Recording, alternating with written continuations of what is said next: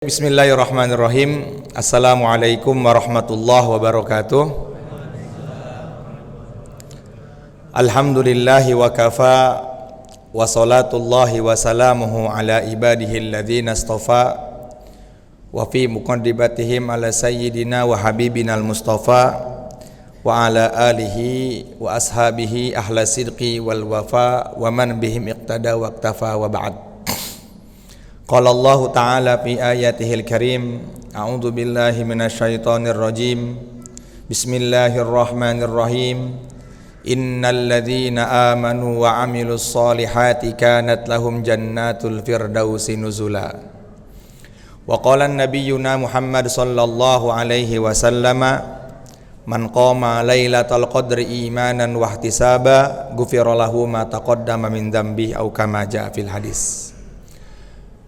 Hadirin salat Isya yang dimuliakan oleh Allah Subhanahu wa taala. Tidak terasa baru kemarin Ramadan telah datang kepada kita, sebentar lagi Ramadan akan meninggalkan kita. Maka jadilah orang yang cerdas di antara kita yang hidup di dunia ini. Siapakah orang yang cerdas? Orang yang cerdas adalah orang yang bisa memanfaatkan waktunya ketika diberikan waktu oleh Allah Subhanahu wa taala. Karena nikmat waktu ini nikmat yang kalau kita terlewatkan olehnya, maka tidak akan bisa terulang kembali. Seorang ulama mengatakan, namanya Ibnu Rajab, beliau mengatakan, lauki lali ahlil kuburi tamannau latamannau yauman min Ramadan. Kalau seumpama Allah Subhanahu wa taala bertanya kepada penghuni kubur, hai penghuni kubur, apa angan-angan kalian? Apa keinginan kalian? Maka penghuni kubur semua akan mengatakan satu hal yang sama. Latamannau yauman min Ramadan. Ya Allah, kalau diizinkan bangkitkan kami ke dunia sebentar saja untuk bisa merasakan suasana nikmatnya bulan Ramadan. Jadi orang-orang ahli kubur sekarang mereka ingin kembali ke dunia, ingin merasakan suasana bulan Ramadan. Tetapi semuanya sudah tidak akan mungkin terjadi. Karena memang sudah menjadi sunnatullah. Dan Allah Subhanahu wa taala sangat mampu membangkitkan orang yang sudah mati. Tapi sudah sunnatullah, sudah menjadi keputusan Allah Subhanahu wa taala. Ketika ada orang yang sudah meninggal dunia, dia tidak akan dikembalikan lagi oleh Allah ke dunia. Yang ada hanya nyesal kalau dia nggak beramal. Dulu saya waktu Ramadan tidak menghatamkan Al-Quran, padahal Allah mengatakan syahrul Ramadan alladzi unzila fihi al-Qur'an hudal linnasi wa bayyinatin minal huda wal furqan. Bulan Ramadan di antara keuntungannya, di antara kemuliaannya adalah bulan di mana Allah Subhanahu wa taala di dalamnya menurunkan Al-Qur'an. Sehingga setiap segala sesuatu yang ada kaitannya dengan Al-Quran, pasti Allah Subhanahu wa ta'ala akan muliakan. Pasti Allah Subhanahu wa ta'ala jadikan bulan Ramadan adalah Sayyidus Syuhur, yaitu pimpinannya bulan. Bulan Ramadan tidak dimasukkan kategori 4 bulan yang dimuliakan oleh Allah, tapi kemuliaannya di atas 4 bulan tersebut. Kenapa? Para ulama mengatakan karena Allah Subhanahu wa taala menurunkan Al-Qur'an pada bulan Ramadan. Kemudian kita punya nabi yang sangat mulia di antara nabi-nabi yang lain. Kemuliaannya sangat luar biasa sekali. Saking mulianya Rasulullah sallallahu alaihi wasallam, dunia, surga, Sidratul Muntaha, arsy-Nya Allah, langit, bumi diciptakan sebab barokahnya Nabi. Kenapa Rasulullah dimuliakan? Karena Allah menurunkan Al-Quran kepada beliau. Dan kita pun menjadi umat yang mulia di antara umat-umat yang lain. Allah Subhanahu wa taala katakan kita sebagai umat terbaik di antara umat-umat yang lain. Kuntum khairu ummatin ukhrijat linnas ta'muruna bil ma'ruf wa tanhauna 'anil munkar. Kalian hai umatnya Nabi Muhammad adalah umat terbaik di antara umat-umat yang lain.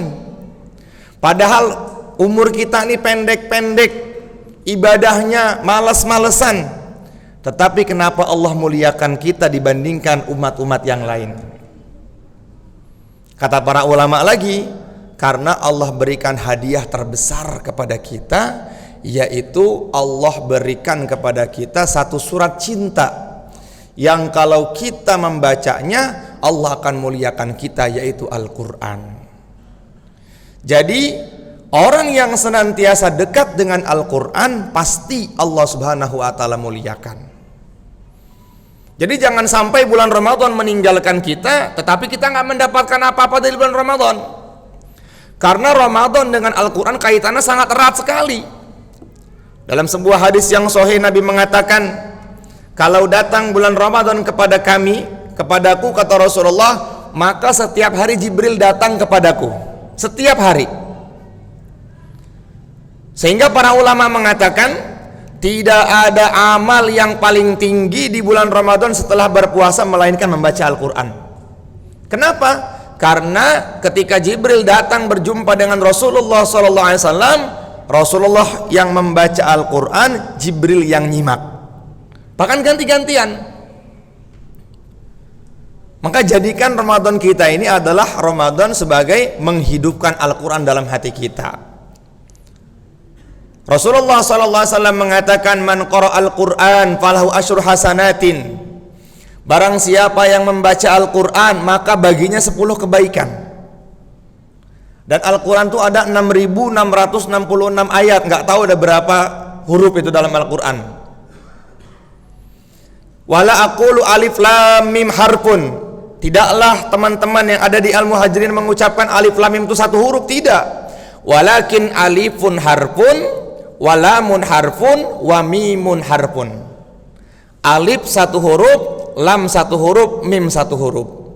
Kalau kita masuk ke konteks hadis Nabi Muhammad SAW, maka setiap satu huruf 10 kebaikan. Berarti kalau kita mengucapkan alif lam mim, berapa kebaikan yang sudah kita dapat? 30 kebaikan. Itu kata para ulama kalau bacanya nggak pakai wudu. Kalau bacanya pakai wudu, dengan berwudu tambah lagi pahalanya. Apalagi dibacanya dalam sholat di bulan Ramadan lagi. Sehingga Nabi mengatakan ila sab'umi'ati di'fin, pahalanya akan dilipat gandakan, nggak tahu berapa jumlahnya, hanya Allah Subhanahu wa ta'ala yang maha tahu. Nah, sebelum bulan Ramadan meninggalkan kita, marilah kita sama-sama introspeksi diri kita. Amal apa yang sudah kita kerjakan selama bulan Ramadan? Bagaimana tahajud kita di bulan Ramadan? Bagaimana tilawah kita di bulan Ramadan? Bagaimana ibadah-ibadah sunnah kita di bulan Ramadan?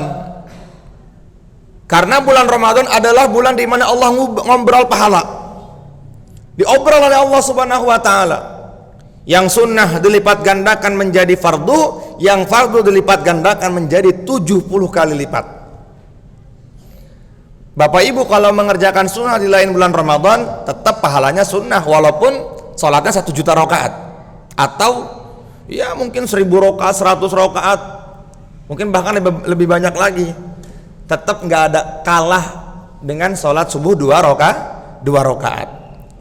Tetapi kalau di bulan Ramadan kita mengerjakan sunnah, tadi kita mengerjakan qobliyah isya, setelah itu kita mengerjakan ba'diyah isya, maka pahala qobliyah dan ba'diyah kita tersebut itu dilipat gandakan menjadi wajib oleh Allah Subhanahu wa ta'ala. Dan yang wajib dilipat gandakan menjadi 70 kali lipat.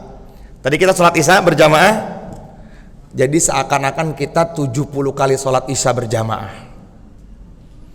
Dan ini hadis, kita harus meyakini sabdanya Rasulullah Sallallahu Alaihi Wasallam. Apalagi ini malam 21 Ramadan, malam di mana sebagian ulama mengatakan, menurut pengalaman para ulama, sesungguhnya aku menemukan Lailatul Qadar tepat pada malam 21 Ramadan. Jadi jangan sampai kita lewatkan malam ini. Harusnya kita senantiasa bertaubat, menangis kepada Allah Subhanahu wa ta'ala. Karena tangisan kita ini, Bapak Ibu, Kalau kita keluar air mata dari kedua mata kita, itu air mata yang dipandang oleh Allah Subhanahu wa taala. Daripada nangis nonton sinetron gak ada gunanya. Dan kita dibohongin. Kan bohong semua tuh yang di TV tuh. Kenapa Bu nangis? Aduh sedih filmnya. Ditipu itu. Mendingan kita nangis karena apa? Karena takut kepada Allah Subhanahu wa ta'ala. Nabi mengatakan dalam hadis riwayat yang sahih, ainani lam tamassahumun nar, ainun bakat min khasyatillah wa ainun tahrusu fi sabilillah. Ada dua mata yang tidak akan disentuh oleh api neraka jahanam. Yang pertama, mata yang takut dan dia mengeluarkan air mata karena takut kepada Allah Subhanahu wa ta'ala. Yang kedua, mata yang berjaga malam untuk perjuangan di jalan Allah Subhanahu wa ta'ala. Maka jangan sampai malam ini kita lewatkan begitu saja. Beristighfar kepada Allah Subhanahu wa ta'ala. Kita cari ampunan Allah Subhanahu wa ta'ala di malam ini. Nabi mengatakan, man qama lailatul qadri imanan wahtisaban ghufira lahu ma taqaddama min dzambih. Barang siapa yang mendapatkan malam Lailatul Qadar, berdirinya loh nih, bukan mendapatkannya, berdiri di malam itu. Mudah-mudahan berdiri kita nih salat tarawih diterima oleh Allah Subhanahu wa taala. Barang siapa yang berdiri menegakkan salat pada malam tersebut dengan iman dan senang. Jadi iman karena kepada Allah, dengan keyakinan yang betul kepada Allah, dengan keikhlasan yang betul kepada Allah Subhanahu wa taala, balasan pertamanya sebelum 83 tahun atau dibilang dengan 1000 bulan, balasan pertamanya adalah Allah akan mengampuni dosa kita setahun yang telah lalu. Terus kalau dia mendapatkan malam Lailatul Qadarnya, khairum min alfi syahrin, maka dia seakan-akan beribadah lebih baik daripada 1000 bulan atau sama dengan 83 tahun 4 bulan. Ada di sini yang bisa sholat semalaman suntuk atau 83 tahun kita sholat? Tidak ada. Tapi dengan kita mendapatkan malam Lailatul Qadar, maka dengan rahmat dan karunia pertolongan Allah, insya Allah amal kita lebih baik daripada beramal selama 83 tahun 4 bulan. Insya Allah ya. Kita harus semangat. Terakhir, Imam Syafi'i mengatakan, man lam yughfar fi Ramadan lam yughfar fi ma siwa. Barang siapa yang tidak mendapatkan ampunan pada bulan Ramadan, demi Allah dia tidak akan bisa mendapatkan ampunan di selain bulan Ramadan.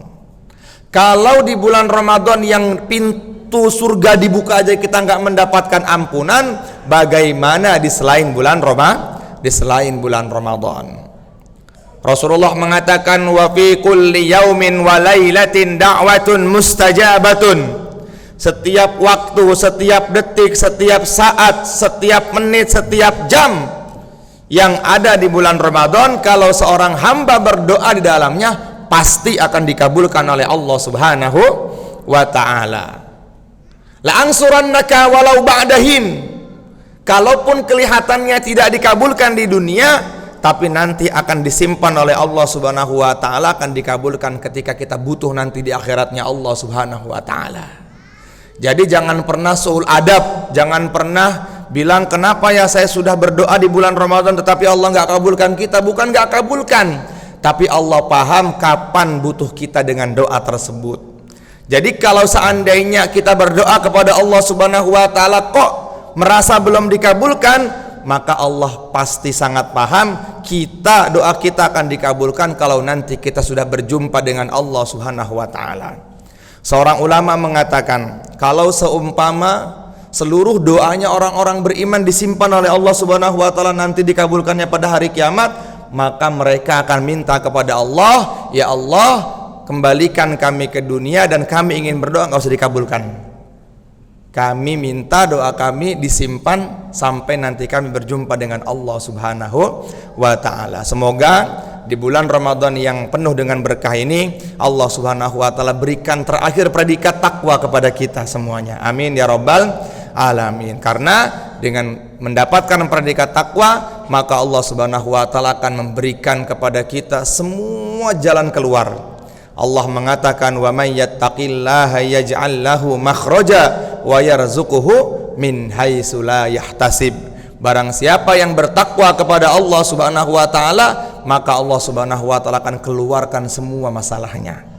Syaratnya adalah kita senantiasa memperbaiki hati kita, iman kita, imaniyah kita, muamalah kita, ikhlas kita semata-mata ibadah karena Allah Subhanahu wa taala. Biar nanti pas malam tanggal 1 Syawal Allah berikan predikat terakhir kepada kita, yaitu la'allakum tattaqun. Semoga Allah Subhanahu wa taala berikan kefahaman agama kepada kita, dan Allah jadikan kita hamba yang senantiasa bertakwa kepada Allah dan senantiasa takut kepada Allah sehingga mati membawa iman yang sempurna. Subhanallah bihamdihi, subhanaka Allahumma bihamdika, asyhadu an la ilaha illa anta, astaghfiruka wa atubu ilaik. Assalamualaikum warahmatullahi wabarakatuh.